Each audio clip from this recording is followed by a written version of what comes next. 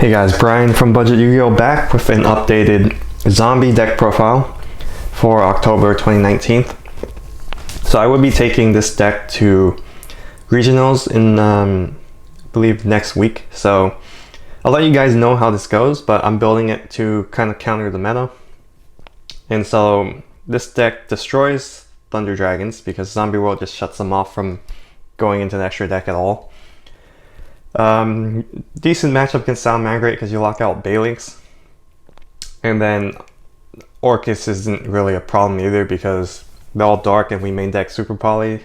And then the side deck will also shut them out. So right now, Zombie's looking really good as an anti-meta rogue choice to do well in the tournament. So I'm just going to jump into the deck. I changed a couple things. Believe the deck should be a lot more consistent now.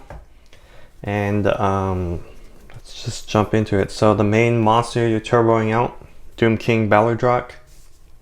Well, Doom King, he's just so good against any deck that uses monster effects. And he's 2800 attack, so you can easily OTK by summoning him. He comes out like nothing, so sometimes it's a little ridiculous how easy it is to get this guy in the field, and he brings himself back every turn if there's a field spell up. So to get him out quickly, 2 Glow Up Bloom, 2 is correct. I think at this point we figured out the zombie card ratios, so 2 Ballardrock, 2 Bloom, 2 Banshee. Banshee, if she's on the field, she protects Zombie World from being targeted or destroyed, which sometimes that comes up if they side in Twin Twisters or Cosmic Cyclone. And then she gives you quick access to Zombie World, activating straight from the deck, which can't be ashed. Not 2. 3 is Unizombie. Unizombie, the best normal summon of the deck, and he's essential. Just get him out as quickly as you can. And then he's also really good as a top deck and as a recovery summon. So Unizombie basically, he's a normal summon that gets you him plus Ballardrock on the field by dumping Bloom if you have Zombie World up. So 1 card, 4100 damage. You can see why this deck can OTK really easily or close out games really well. And then triple Solitaire because you just want to see Unizombies faster, so gotta play those ratios. 2 Gozuki. I was thinking of maybe cutting 1, but the thing is, the more Gozuki you have, the better your grind game is, better your recovery is, and better your combo ability is. So I think Gozuki is just a great card. Not as good as Unizombie, but the thing is, this just helps you extend a little further. And both Unizombie and Gozuki are once per turn, so if they ever do stay up on the field, you're set for the next turn. Double Mizuki. I know everyone wants to play 3, but I don't think you need 3. I would love to play 3 if I had space, but you don't really want to see 1 or 2 in your hand without a danger or something to discard it. 1 Fraulein. Fraulein is pretty much clutch for surviving OTKs because your opponent, they're probably going to go Boral Sword. You summon Fraulein when they declare an attack, and then now they can't kill you because you can just pay life points to increase its attack and defense. And then this buys you another turn. And in zombies, if you get another turn where you're able to set up your Ballardrock and then trigger it to banish one of their monsters, non-targeting, you're pretty much good to go. So Fraulein comes in handy, and it's searchable off of Glow Up Bloom in case, let's say turn 1 they stop your Unizombie from getting Zombie World out, but you have to dump. You're planning on like dumping a Bloom anyways. You can just search this out and stall for a turn. Triple Ash Blossom. It is a zombie. Does go well with the deck. So Ash is pretty much a staple in any zombie deck. I was thinking about Ghost Spell a little bit, but I just don't think it's as good right now compared to Ash and some other hand traps. But I didn't want to play too many hand traps because we do play dangers, and so when you discard them, when you have a hand of hand traps, you don't really want to discard them with dangers, but you do what you do to get the additional draws and monsters on the board. So I'm playing triple Mothman because Mothman is the best danger in zombie decks. Level 4, which is really important because then we can make some tech choices with the XYZ rank 4s. And also his effect, if he gets discarded, you can make you and your opponent draw one, discard one. So this deck doesn't really have much draw power, which is why Mothman is good because it allows you to dig deeper, and sometimes you draw into something like a Mizuki or a Banshee and you just immediately discard it and get its effects. So Mothman is great. And 1800 is not too bad. I play one Bigfoot. Bigfoot is pretty good because you can trigger it, you can hard trigger it off Unizombie if you really need to pop. There can be only one or any other floodgates or stuff. And 3000 attack is nothing to laugh about because that does enable you to get easily over 9000 damage on board. And then also it can come up where Bigfoot's in the graveyard, you got Zombie World out, you can Mizuki, bring him back for easy 3000 attack. Or you can summon Shiranui Shogun Saga, banish this to make it equal, gain 3000 attack, so it'd be 6000. So this deck has no problem OTKing. Then last dangers, I play one Tsuchinoko, one Jackalope. These are just kind of like placeholders, to be honest, because I might just cut them all together, but I kind of wanted more discard outlets or ways to extend. And I replaced these two in for two Nessies that I was testing out previously, but I just found with zombies, you can't really make use of the level 7, and I don't link spam in this deck, so level 3s kind of help a little bit more.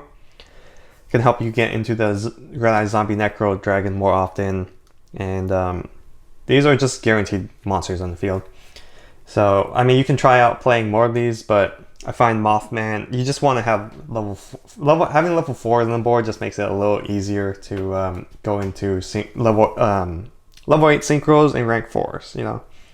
With the level 3s, you kind of have to use Unizombie's effect twice to change the levels of both Unizombie and the danger. Spells, triple Zombie World. Never play less of this if you're playing a pure zombie deck, so it's lockout. So many decks just get locked out of things just because they become zombies.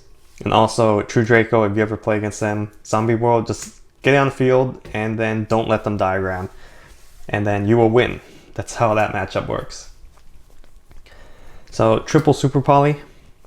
Main deck, of course, in a zombie deck because it's always live if you have Zombie World up when Dragon Necro is the target. Yeah, I don't know what to say about this. I mean, any deck that is combo or monster heavy, Super Poly just like wrecks their turn.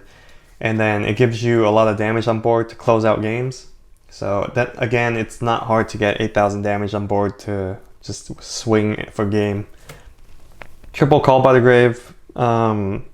Pretty much every deck is playing Ash Blossom right now. Some decks are playing other hand traps, but this is mainly going to stop Ash. If it was just that, I don't know, it's a zombie deck and you are normal summon reliant, so I guess you would still play it, but a lot of decks only playing Ash Blossom, Nibiru, and Phantasme. But however, you know, Orcus, Salamangreat, Call by the Grave is really good to set and then just disrupt them and stop them from going full combo. So, I mean, I think it's mandatory at this point and it's super cheap. One of Foolish Burial and 1-for-1. Foolish Burial is such a great card because it allows you to extend and play through hand traps. 1-for-1, same thing. I end up like siding this out a lot just because it's a target to get ashed and it sends, it does not discard, which means it doesn't trigger your dangers. But giving access to bloom straight from the deck is very powerful. So if you see that in your opening hand, it's really good. It's one of the worst top decks in this deck. Main decking 2 Cosmic Cyclones just because decks that main there can be only one will steal game ones super easily, and I just don't want to deal with that anymore. So I'm main decking 2 Cosmic, and against decks that are not heavy on back row, Cosmic's probably a better choice than Twin Twister, which is why I just end up siding the Twin Twisters. And the life points don't matter at that. I mean, especially in the first game or second game. The only traps I run, triple rivalry of Warlords. Yeah, with this and Zombie World, you just lock your opponent basically into one monster. They'll only be able to summon things from the graveyard. So against Orcus, this isn't the best. But if you flip this over before they're able to go into any combos, it can definitely lock them out of being able to go and do the extra deck. So Rivalry is a good card, and if you're going to play it, play at 3 and play in the main deck. I see some people side decking it, but the thing is, you can steal, if you win the die roll, you can steal a game just by flipping this in Zombie World and having Valor Dragon field. Because a lot of decks cannot deal with that unless they're main decking back row destruction. So that's it for the main deck. It's 42 cards. So definitely I would want to cut out at least 1 or 2 cards to get that a little more tight. But anyways, extra deck. Play 2 Vampire Sucker. You could probably cut this down to 1, but this gives you can be more aggressive with Vampire Sucker if you play 2, because in your opening turn you might want to play around Phantasme. So this deck can definitely play around Nibiru. You can get 4 summons of Unizombie, Dump Bloom, summon Baludrock, link 2 into Vampire Sucker. So you definitely can play around Nibiru. But you know, if you're using your dangers, you gotta watch out sometimes. But the good thing is that the Doom King will come back, so Nibiru is not the end of the world. Vampire Sucker. If you want to get greedy, what you do is you summon Vampire Sucker, use its effect to make your opponent special summon a monster from the graveyard. It turns into a zombie, and then when a zombie is summoned from the graveyard, you draw, so you get to draw on your turn. And then on your opponent's turn, assuming you linked off your Baludrock and you got in the graveyard, you can bring that back during standby and then draw another one off Vampire Sucker. So very good if you find an opportunity to gain card advantage. And if you don't feel threatened, definitely do that.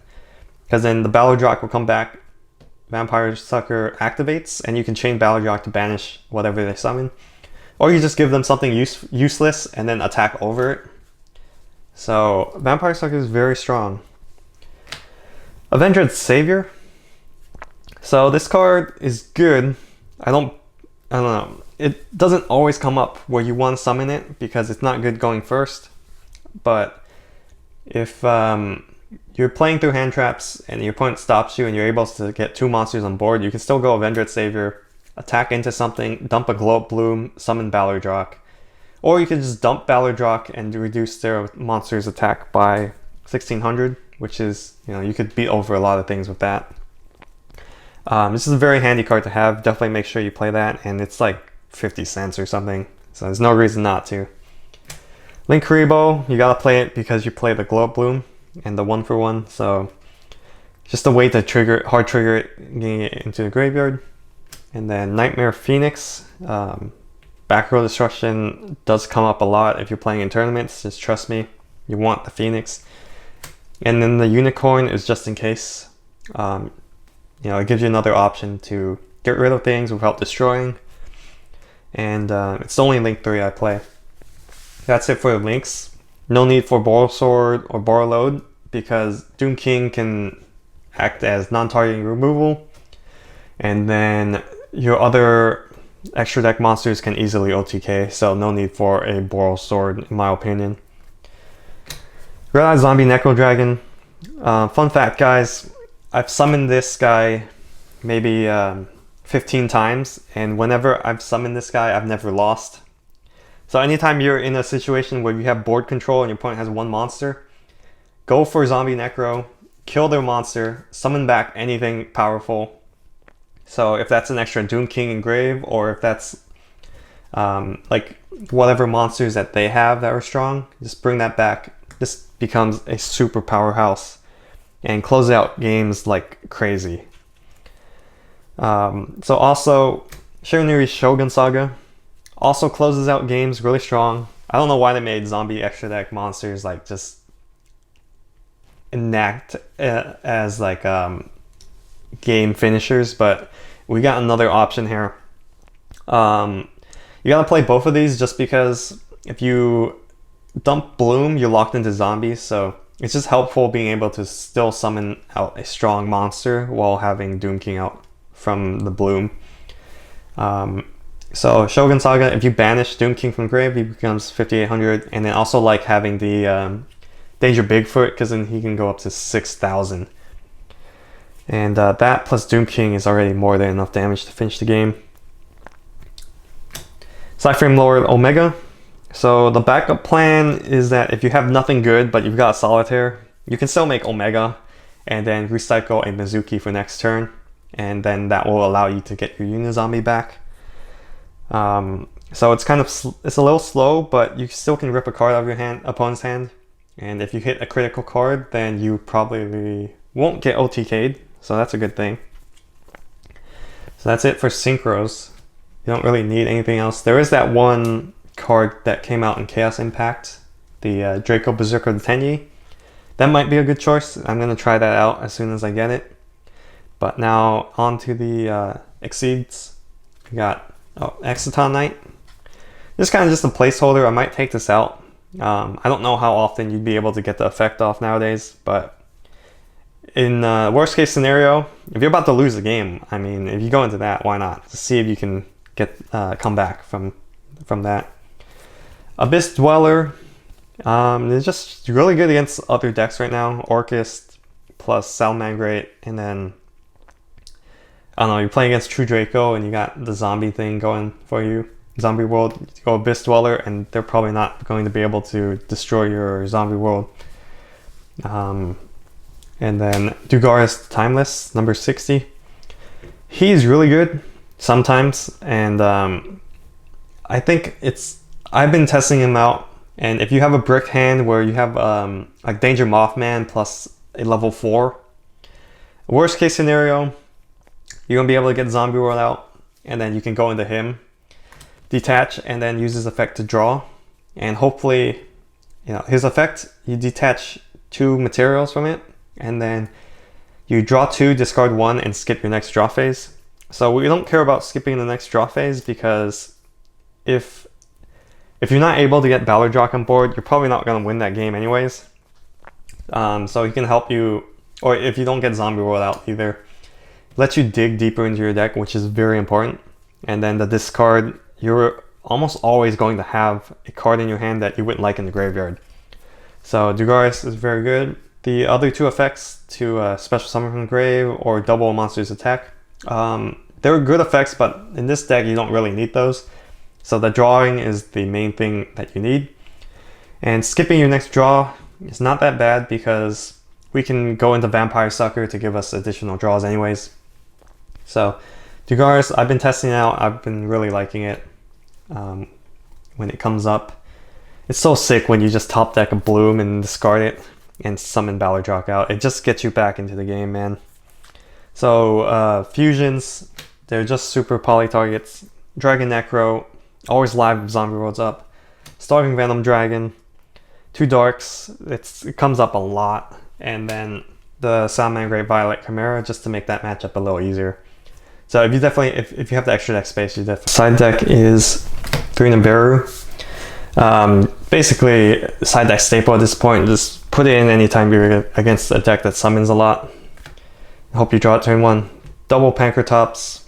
I would play 3, but I kind of want some diversity in the side deck.